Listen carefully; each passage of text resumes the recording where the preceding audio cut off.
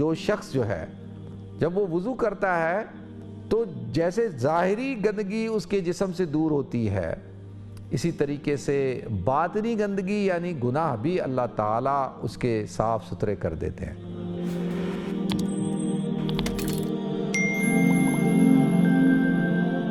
محترم ناظرین کرام، بزرگان دین اور میری عزیز ماؤں اور بہنوں، السلام علیکم ورحمۃ اللہ وبرکاتہ۔ ناظرین، اللہ رب العزت نے قرآن پاک میں ارشاد فرمایا، یا ایھا الذین آمنوا اذا قمتم الی الصلاۃ، اے ایمان والو جب تم نماز کے لیے کھڑے ہو تو فاغسلوا وجوہکم، اپنے چہروں کو دھو، وایدیکم الی المرافق، اور اپنے دونوں ہاتھوں کو کونیوں سمیت دھو، وامسحوا برؤوسکم، اور اپنے سروں کا مسح کرو، وارجلکم الی الکعبین، اور اپنے دونوں پاؤں کو دھو۔ ناظرین، یہ حکم اللہ رب العزت نے خاص طور پر دیا جب ہم نماز کے لیے کھڑے ہوتے ہیں، یعنی اس آیت کے اندر اللہ تعالیٰ نے ایمان والوں کو یہ حکم دیا ہے کہ جب بھی تم نماز کے لیے کھڑے ہو، یعنی جب نماز پڑھو، کھڑے ہونے کا مطلب کیا ہے؟ نماز پڑھنا۔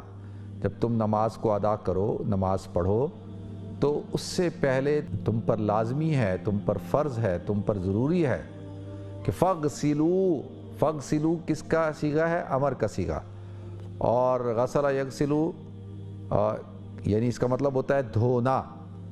فغسلو، دھو، یعنی غسل کرو کا مطلب کیا ہے؟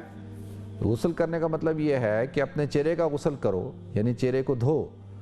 تو ناظرین، چہرے کو دھونے کا حکم دیا گیا، دونوں ہاتھوں کو کونیوں تک دھونے کا حکم دیا گیا، سر کا مسح کرنے کا حکم دیا، دونوں پاؤں کو ٹخنوں سمیت دھونے کا حکم دیا۔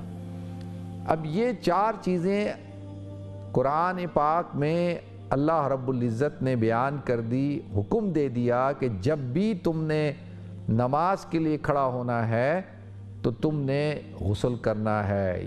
کس کا؟ اپنے چہرے کا، اپنے ہاتھوں کا، اپنے پاؤں کا، اور اپنے سر کا مسح کرنا ہے، یعنی وضو کرنا ہے، جس کو ہم وضو کہتے ہیں۔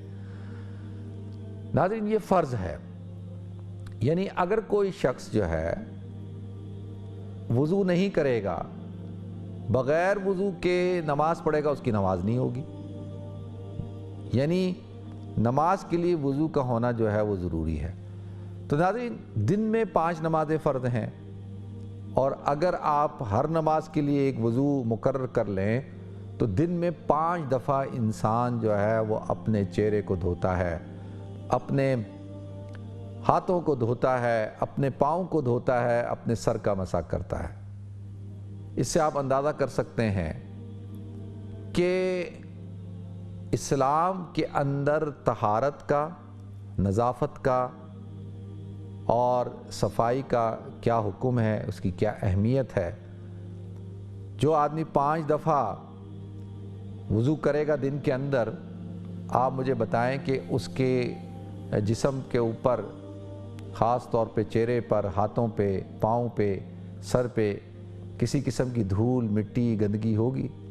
ہرگز نہیں، اور وہ ایک صاف ستھرا آدمی ہوگا۔ تو یہ نماز سے پہلے یہ حکم دیا جا رہا ہے۔ اب سوال یہ اٹھتا ہے ناظرین کہ کیوں اسلام نے، اللہ تعالیٰ نے ایمان والوں کو کیوں کہا کہ بھئی تم نماز سے پہلے یہ کام کرو؟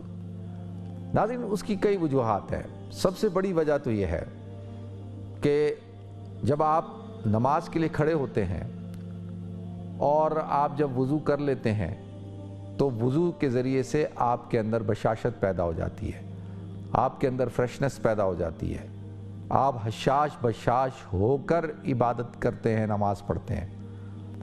مثال کے طور پہ اگر ایک شخص نے عصر کے وقت وضو کیا ناظرین، اور اس کا وضو ٹوٹا نہیں، اس نے اس وضو کو کنٹینیو کیا اور وضو اس کا قائم، اس عصر کے وضو سے اس نے مغرب کی نماز پڑھ لی۔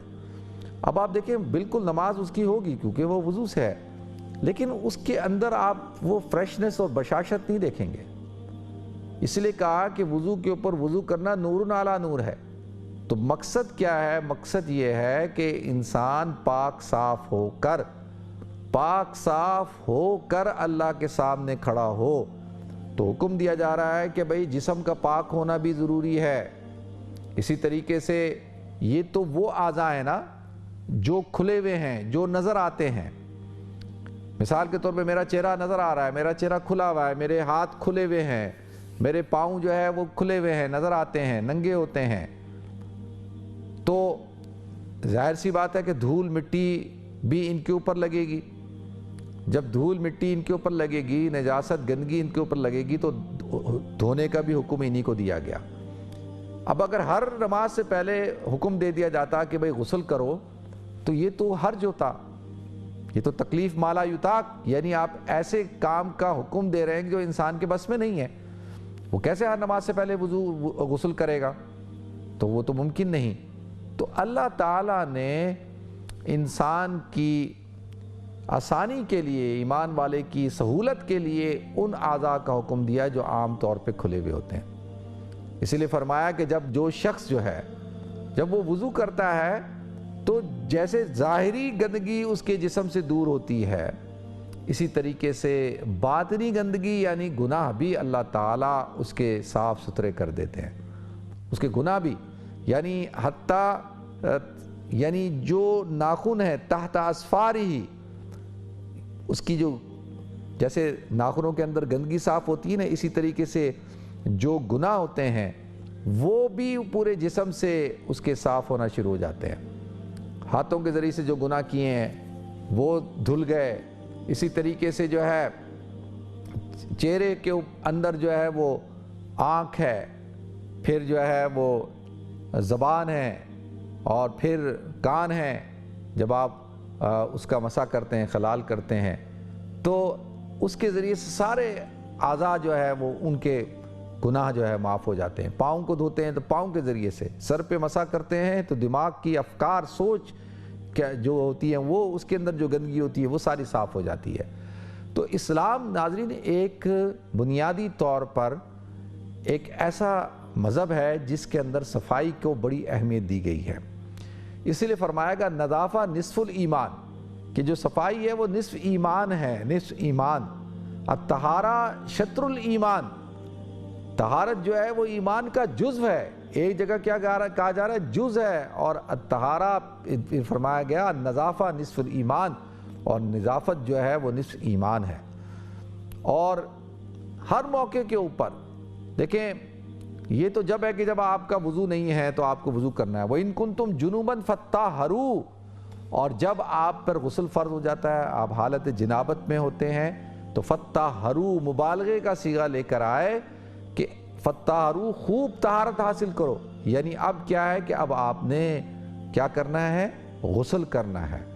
تو لہذا وضو جو ہے، وضو ٹوٹ گیا، آپ کو وضو کرنا ہے، غسل فرض ہو گیا تو آپ کے اوپر غسل واجب ہو گیا۔ وَإِن كُنتُم مَرْضَىٰ وَعَلَىٰ سَفَرٍ فَلَن تَجِدُوا مَاءً فَتَيَمَّمُوا صَعِيدًا طَيِّبًا۔ پھر اللہ نے آسانی کے لیے کیا فرما دیا کہ اگر تم